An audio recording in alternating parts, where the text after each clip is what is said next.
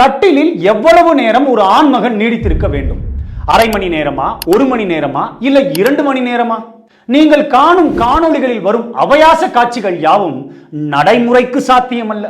அவை பல நாட்களாக பல கோணங்களில் அதற்கேற்ற விளக்குகளை பொருத்தி ஒரு திரைப்படம் போல எடுக்கப்பட்டது. பின்பு அனைத்து பாகங்களையும் ஒன்றாக சேர்த்து ஏதோ ஒரே சமயத்தில் நடந்தது போல வெளியிடுகின்றனர். இது பல இளைஞர்களின் மத்தியில், முக்கியமாக திருமணத்திற்கு தயாராகி கொண்டிருப்பவர்களின் மத்தியில் ஒரு அச்சத்தை உண்டாக்கி விடுகிறது. ஒரு ஆணுறுப்பின் விரைப்பு தன்மைக்கு காரணம் பாராசிம்பத்தட்டிக் மண்டலம். அந்த பாராசிம்பத்தட்டிக் அலைகள் உறவின் போது உச்ச நிலையினை அடைந்து விட்டால் உடனடியாக சிம்பத்தட்டிக் மண்டலம் தளர்ச்சியினை அங்கு ஏற்படுத்திவிடும். இது ஒரு 5 நிமிடமோ இல்லை அதற்குள்ளேயே கூட நடந்து முடிந்துவிடும் ஒரு செயல்முறை. எனவே பல மணி நேரங்கள் நீடிக்க வேண்டும் என்று முனைவது ஒரு ஆணின் உடல் அமைப்பிற்கே எதிரானது. ஒரு பெண்ணின் யோனியினை சுற்றி அதிக உணர்திறன் கொண்ட பல்லாயிரக்கணக்கான நரம்புகள் உள்ளன.